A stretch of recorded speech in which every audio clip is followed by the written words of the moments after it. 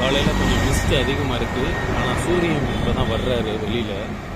Hey guys, வணக்கம். இன்னைக்கு டே 49 வெற்றிகரமாக இந்த 100 நாட்கள் சைக்கிள் சேலஞ்சு பண்ணிட்டு இருக்கோம்.